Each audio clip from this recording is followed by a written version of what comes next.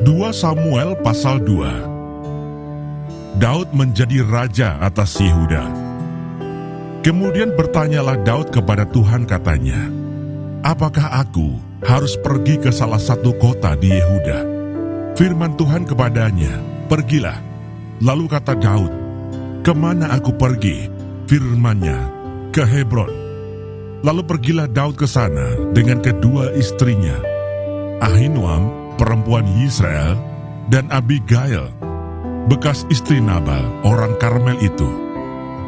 Juga Daud membawa serta orang-orangnya yang mengiringinya, masing-masing dengan rumah tangganya, dan menetaplah mereka di kota-kota Hebron. Kemudian datanglah orang-orang Yehuda, lalu mengurapi Daud di sana menjadi raja atas kaum Yehuda. Ketika kepada Daud diberitahukan bahwa orang-orang Yabes Gilead menguburkan Saul, maka Daud mengirim orang kepada orang-orang Yabes Gilead dengan pesan, "Diberkatilah kamu oleh Tuhan, karena kamu telah menunjukkan kasih-Mu kepada tuanmu Saul dengan menguburkannya. Oleh sebab itu, Tuhan kiranya menunjukkan kasih dan setianya kepadamu.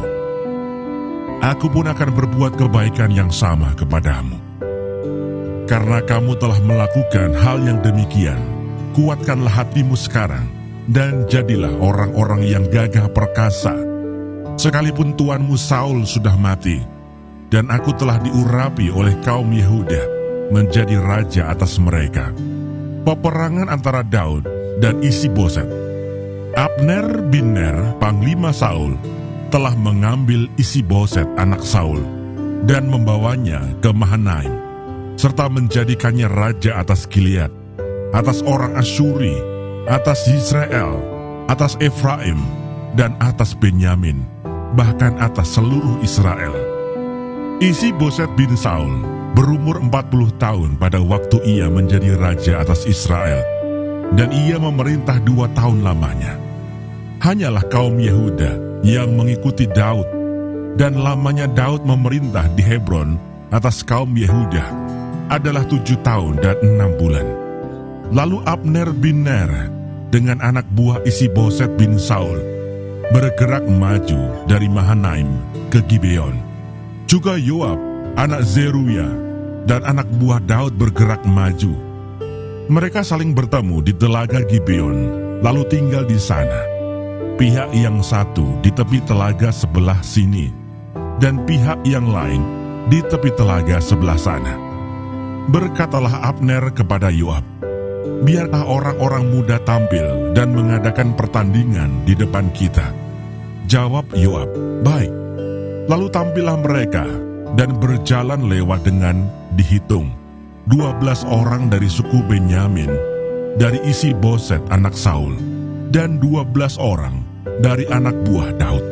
Kemudian mereka masing-masing menangkap kepala lawannya dan menikamkan pedangnya ke lambung lawannya, sehingga rebahlah mereka bersama-sama. Sebab itu tempat itu disebutkan orang Helkat Hasurim, letaknya dekat Gibeon. Pada hari itu pertempuran sangat hebat, dan Abner serta orang-orang Israel terpukul kalah oleh anak buah Daud. Ketiga anak laki-laki Zeruya, yakni Yoab, Abisai, dan Asael ada di sana. Asael cepat larinya seperti kijang di padang. Asael mengejar Abner dan tidak menyimpang ke kanan atau ke kiri dalam membuntutinya. Lalu Abner berpaling ke belakang dan bertanya, "Engkaukah itu Asael?" Jawabnya, "Ya, aku." Kemudian berkatalah Abner kepadanya, "Menyimpanglah ke kiri atau ke kanan. Tangkaplah salah seorang dari orang-orang muda itu dan ambillah senjatanya." Tetapi Asael tidak mau berhenti membuntuti Abner. Berkatalah sekali lagi Abner kepada Asael, "Berhentilah membuntuti aku. Apa aku harus memukul engkau sampai jatuh? Bagaimana aku dapat memandang muka Yoab abangmu itu?"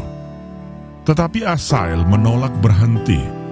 Lalu Abner menusuk ke belakang ke perut Asael dengan tombaknya, sehingga tombak itu menembus belakangnya. Dan rebahlah ia di sana, dan mati di tempat itu juga. semua orang yang datang ke tempat Asael rebah dan mati itu berhenti di sana. Tetapi Yoab dan Abisai mengejar Abner. Ketika matahari masuk dan mereka sampai ke dekat Bukit Ama yang ada di sebelah timur Giah, ke arah padang gurun Gibeon, berhimpunlah Bani Benyamin di belakang Abner menjadi satu gabungan dan bersiap-siap di puncak sebuah bukit.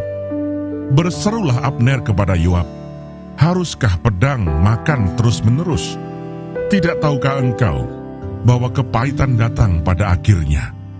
Berapa lama lagi engkau tidak mau mengatakan kepada rakyat itu supaya mereka berhenti memburu saudara-saudaranya?" Jawab Yoab, "Demi Allah yang hidup, sekiranya engkau berbicara tadi, maka tentulah sudah dari tadi pagi rakyat menarik diri dari memburu saudara-saudaranya."